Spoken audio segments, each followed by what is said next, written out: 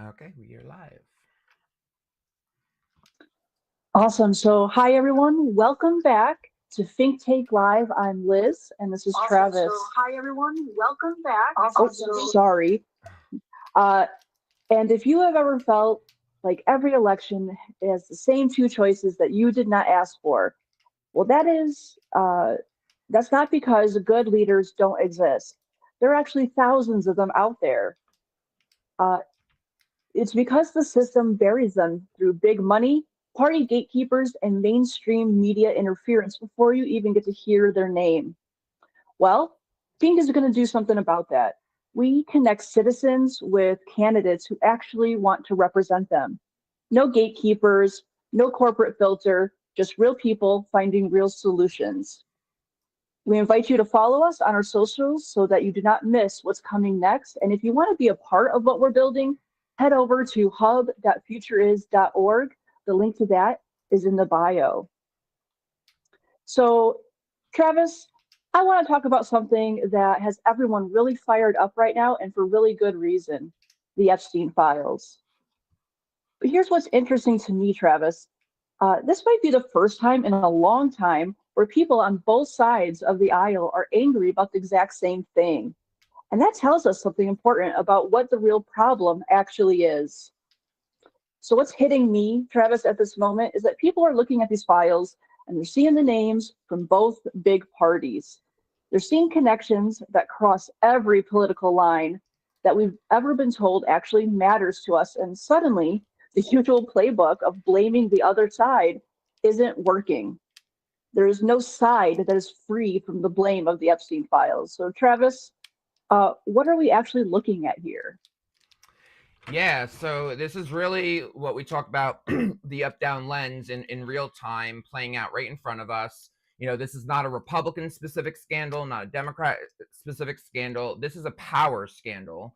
Um, and those that are connected to this aren't defined by party, they're defined by access, wealth, influence, and just generally the ability to operate above the rules the rest of us follow.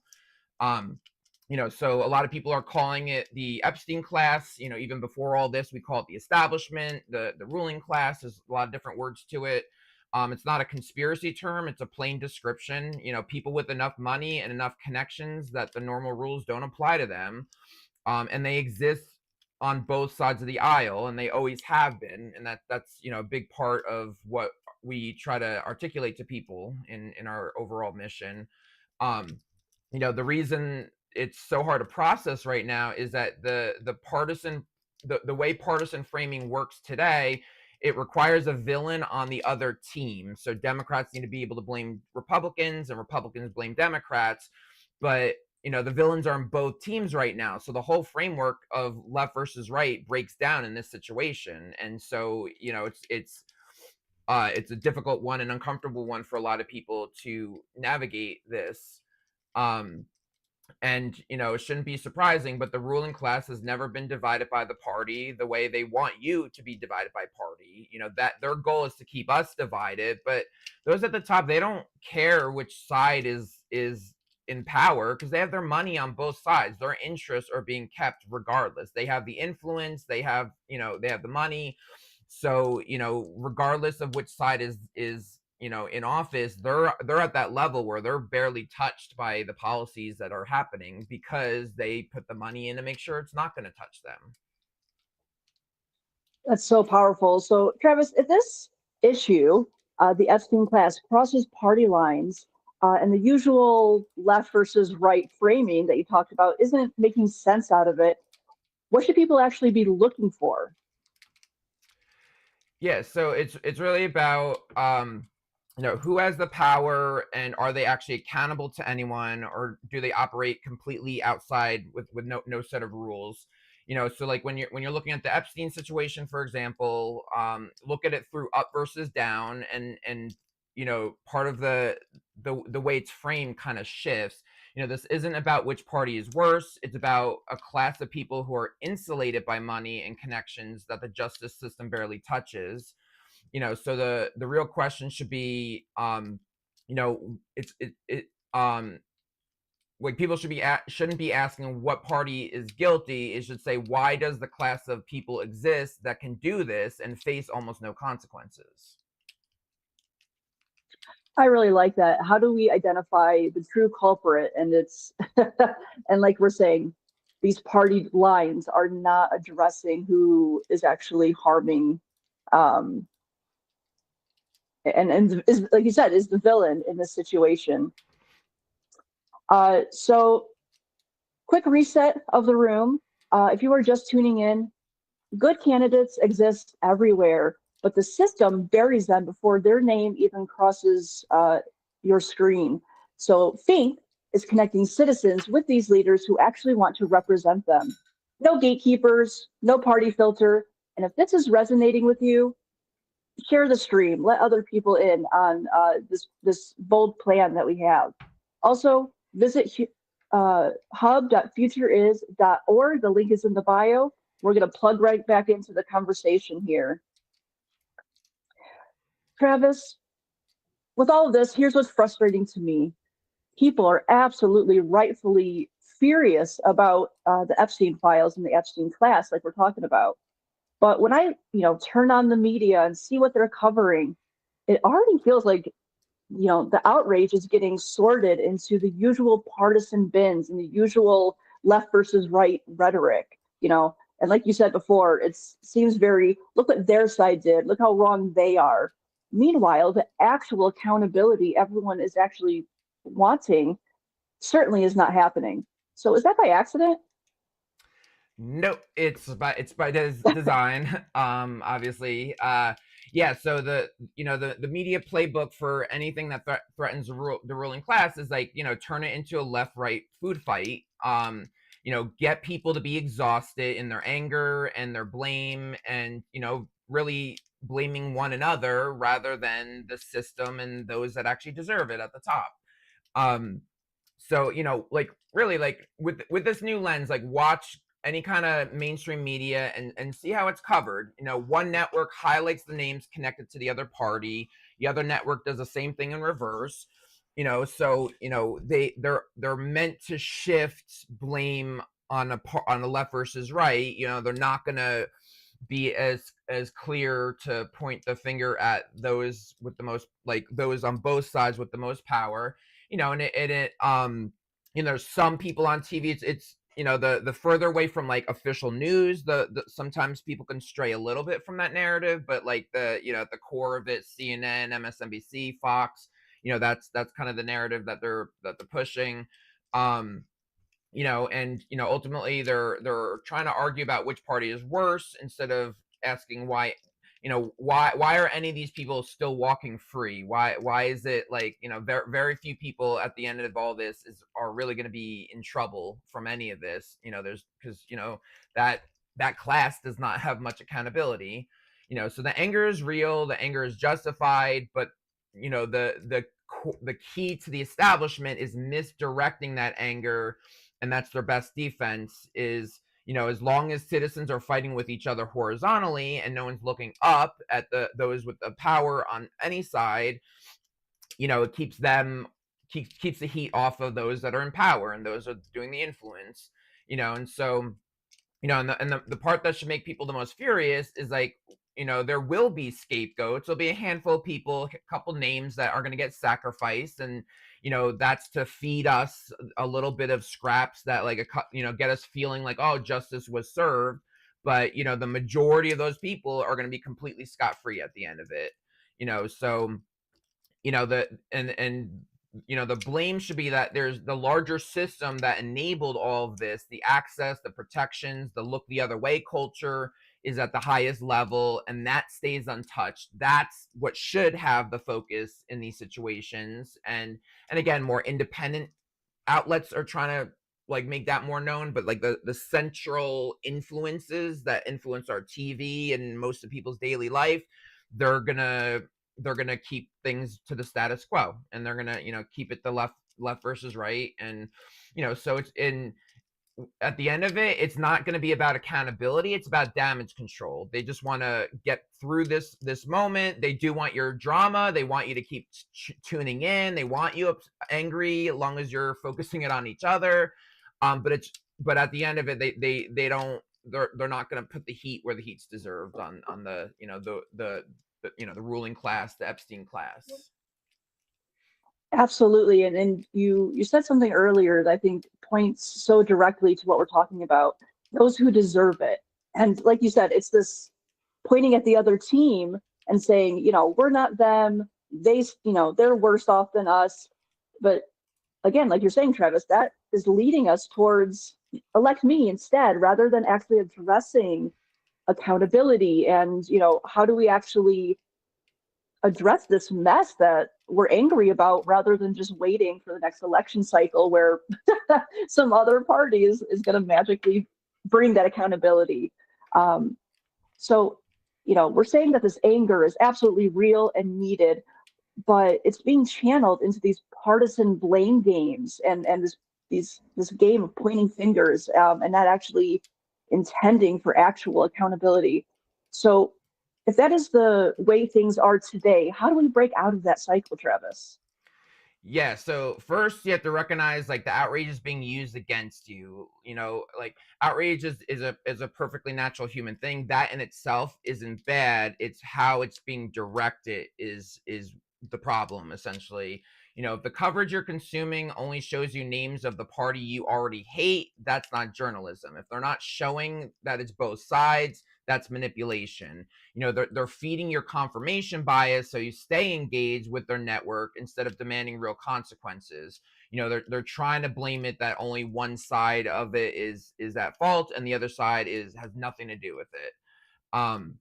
And so second, you have to be willing to hold your own side accountable. And that's the hardest part. That's, when we've talked to thousands of citizens face to face, since we started this movement. And, that's the hardest part for a lot of people is like, we're so conditioned that you only have two choices and you essentially defend one side with everything you have and attack the other side with everything you have. And unfortunately the world is full of gray. It's not all black and white. And so understanding that your own leadership has failed you in your own party, that is a huge part of this. And more than ever, people are seeing that, now more people identify as nonpartisan or third party rather than two parties. So plenty of people get this now.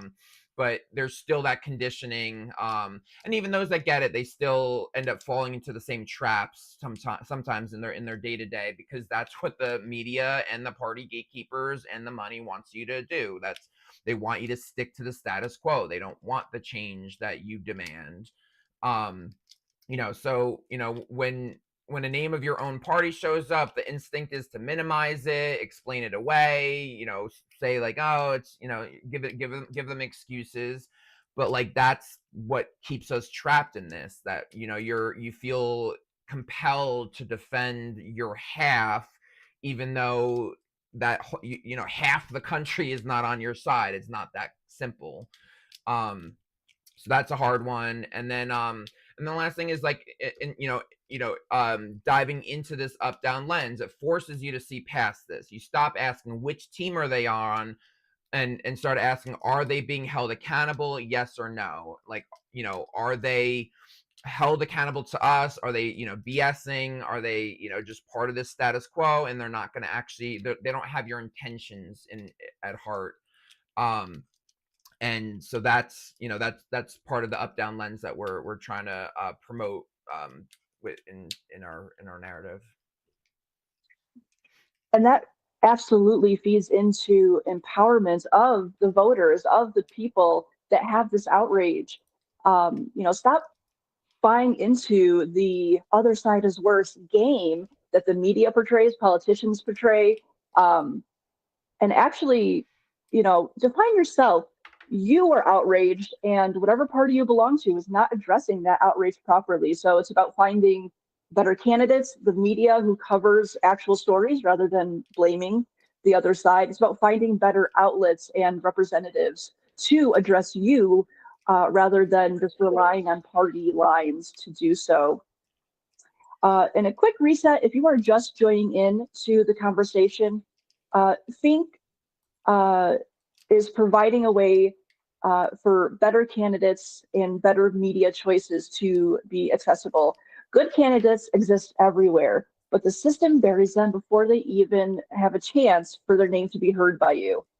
Think is connecting citizens with leaders who actually want to represent you, not gatekeepers, no corporate filter. So if this resonates with you, share the stream, share it with your friends and family, and go over to hub.futureis.org to be a part of what we're building. The link is in the bio, and we're going to keep on track for the conversation. So let's plug back in.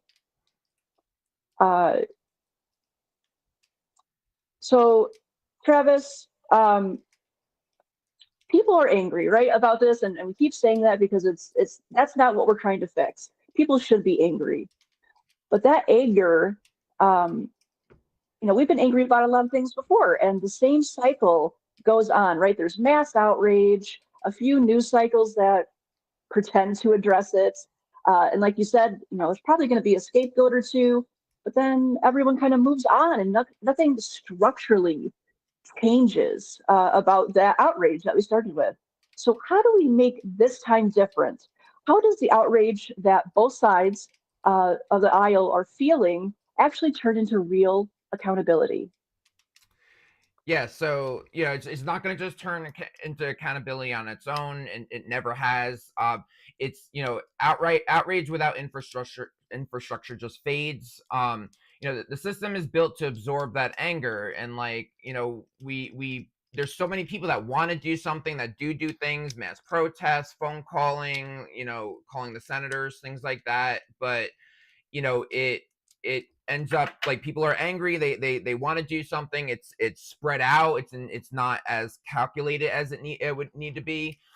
So what we're calling for is better infrastructure that empowers you to be able to focus your energy, to find like-minded people, not just agreeing with you, but then let's take action that'll actually impact the system, change the system, elect better candidates, hold candidates accountable, move society forward instead of this loop that we're going in, for over a decade, arguably several decades, whether regardless of which party's in power, people are feeling like, the system is getting worse, the economy is getting worse. This is statistically a fact that the economy is getting worse over the last, decade or so. And so, this is what so there's plenty of outrage to have. You can look at all the stats. You can look at your neighbors. People are tense and upset. They have the energy. They have the will. But what they don't have is the system that keeps the pressure visible, organized, and persistent enough to actually force the consequences.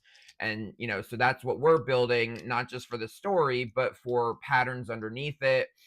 Powerful people operating without accountability because citizens don't have the infrastructure, ends up really it ends up going right back to the status quo. People are angry, then they kind of forget about it for the most part. A little bit gets reminded right by the election time, but so far it hasn't actually swayed an election directly. And so building infrastructure that helps us choose better leaders, and that starts in the primaries and then falls into the general. If people aren't paying attention to the primaries, and then you're just going to vote D or R at the general, it's already the lesser two evils game, and we've already lost. So we have to do more than that, and that involves both being the primaries and just electing better candidates. And so that's the system that we're building right now, is making that easier, digitizing that system. So for example, right now in the Digital Politics Hub, citizens are already starting to do this. We have a system now to plug in journalists who are doing real coverage, not partisan spin. We're connecting movements that focus on systemic accountability, not just team sport politics. We're sharing the stories about why this stuff matters to people personally. We want to hear America's stories, like what part of the system is hurting your life, your daily experience. We want to both hear that and share that and build that into the system of a better infrastructure. Even on our Discord, we just reformed or revamped our Discord, and we're having those kinds of conversations that, there, instead of just left versus right blame games, there's a million different groups on different social media networks that you can have those debates. Like on our Discord, it's about changing the framing, not just blaming left versus right. How do we work together to build a better infrastructure that helps us get better candidates? Those great candidates out there, they need visibility. They don't get the visibility because the system is rigged against them. But if we build a system that gives them their visibility and connects citizens directly to them, now you're talking about some real change. And so the digital politics network, everything that we're building, makes the individual outrage into collective consequences. One person yelling fades, but a connected network of citizens tracking, sharing, and refusing to let things disappear. That's harder to ignore for those in power. Absolutely. And the reason we're covering the Epstein files and talking about the Epstein class is because we see it. We see the outrage on both sides. And people are really hungry for that accountability and that structure of change.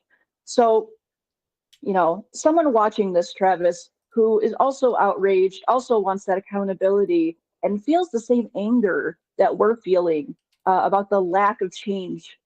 What can they do about that, the anger that they're feeling? Yeah, use it. Don't let anyone redirect it to serve their own agenda. We're not saying don't be outraged, don't be mad. You should be mad. You're rightfully mad. But channel it into something new. We need to break the patterns. The same things we've been doing for decades is not working. So that's what we're all about, is connecting people together to break those patterns. So don't just focus, oh, this half of the country, this entire party is on my side. It's different than that. It's not about one political party, one news network, it's not tied to social media algorithms. We have to connect those that are, it's really this up versus down. We need to make it clearer and clearer what candidates and journalists and movements are truly on your side, truly have your intentions at heart. Everyone's going to tell you they care about you, but a lot of movements, unfortunately, and nonprofits, like, they seem like they're on our side, but then when you look at their funding and who they endorse and stuff, they're still part of the same cesspool as the bad guys. So these are the things that, so don't focus your energy to support those kinds of efforts. Go to the hub, plug in journalists and voices you actually trust to cover this honestly. If you have journalists that you like, even like small time podcasters, like influencers, we want to get those names. We want to interconnect with them. We want to amplify what they're doing, connect them into this network so we could all help each other. So that helps, sharing your story about what accountability matters to you, what you would like to see in the system, connecting with people who are done letting the powerful play by different rules. It's something that's been happening kind of since the dawn of time, but with a digital age, we have a unique scenario to get above it for once. So join the digital politics community on our Discord, find people who see past this partisan noise and want to focus on what's actually going on, not just like broadly sticking to one team. What candidates inside that team, like, not all Democrats are created equally, not all Republicans are created equally. There's good candidates and there's bad candidates. We need to filter that out and not just assume, oh, well, all Democrats are good, it's just the best of the best wins the primary. It's like, no, there's good ones and there's bad ones, and we need to make sure the good ones actually start winning more. They win every now and then, but it's like a very small percentage of actual good candidates that don't take the legal bribes, that don't take the big money. Those are the people that we need to support on regardless of what party affiliation, whether they're in the two parties or even outside the two parties. It's not, it needs to be beyond that. Most Americans are beyond that at this stage. They want to be beyond the party system. So the Epstein class stays protected as long as we stay divided, and the moment we start looking up instead of sideways, the game really starts changing. Yeah, and to talk a little bit more about the Digital Politics Network, what we're building is a system built with you and for you. And so you know who you trust, you know the politicians that you believe in and who actually listen to you. We are saying, let's have a shared network where amplification of quality candidates and journalists can happen, where accountability and representation are the norms, not crumbs from the upper class of politics. Um, So the anger that we're all feeling right now is valid and it's needed. But what we're saying is, don't let anyone tell you that, oh, it's the other side that's bad. Don't let anyone tell you how to aim your anger, how to aim your outrage. The system wants you mad at the other party, right? The Epstein class wants you distracted, and the media wants to keep you clicking, not thinking. So like we've been talking about, Think is building something different, a place where accountability doesn't simply expire as soon as the next news cycle comes on. You know, your opportunity to build a better system for representation, accountability, and quality candidates and journalists is right here. So last thing before we go, Travis, what do you want people to really take away from this episode? This is such a perfect case of looking up and down and not left and right. This we talk about it all the time at Think, but this is like such the exact example of what we're always talking about. This Epstein class is the perfect example of power first candidates versus people first candidates. So look up, not sideways. The people who are doing this and have been doing this aren't divided by party. They're united by power and greed. And the only thing that's ever held power accountable is citizens who refuse to look away and demand this change, but demand it in a coordinated way. And again, that's why we need to build the infrastructure for this, and we are building that infrastructure.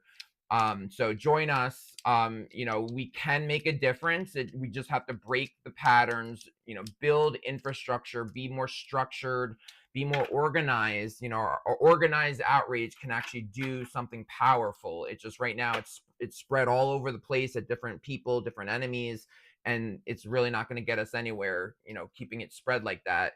As much as it's bad that both sides are to blame and that are upserving, the good news is that on the downserving side, there's many voters on both sides. Like, most Americans are upset by this. Most Americans want the ruling class being held accountable. So this is something where even if your neighbor is in the opposite party than you are, this has nothing to do with parties. You shouldn't be divided by your neighbor. Your neighbor, stop blaming. If you stop blaming specific parties and you talk about the ruling class, the Epstein class, the establishment, you could talk to your neighbor about it, and you guys can have a civil conversation and actually agree passionately with one another, even if you're on the opposite parties. If you just take away that left versus right blame. So let's upgrade democracy, and see you next week.